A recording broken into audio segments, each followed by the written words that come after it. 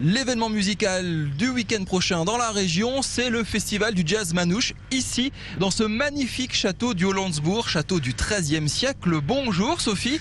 Bonjour. Responsable des animations, c'est un petit peu étonnant d'avoir un festival de musique dans un château fort. C'est vrai que ce château est prioritairement connu pour ses aspects médiévaux.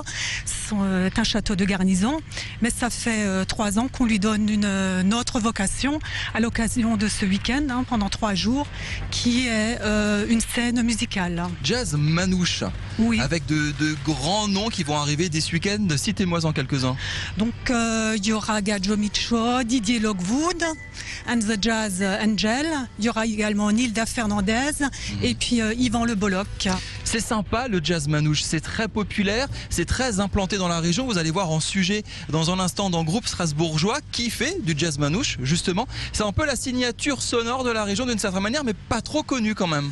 Oui, donc l'Alsace recèle toute une série de musiciens de ce style.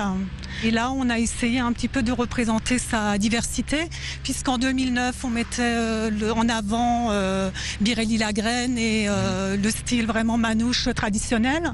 L'an dernier, on s'était ouvert à la musique de l'Est avec Bratsch. Et cette année, on s'ouvre donc au flamenco, puisqu'en fait, jazz manouche, c'est un thème générique. Oui. Mais il y a en dessous les gitans, les tziganes. Oui. Et ces personnes viennent donc d'horizons très divers. Là, c'est en fait les Andalous. C'est une manière de faire vivre un petit peu en lieu chargé d'histoire, on l'a dit, château de garnison du XIIIe siècle. Oui. Ça change des sempiternels, visite, regardez, une pierre, oh, une autre pierre, et là, encore une pierre. Disons qu'on l'anime toute l'année, mais là c'est vraiment une façon différente. Et ce style musical finalement s'y prête bien, puisque nous sommes en altitude, il y a les contraintes liées donc au temps. Et le jazz manouche, c'est une musique conviviale qui se prête à ce côté brut aussi de ce monument.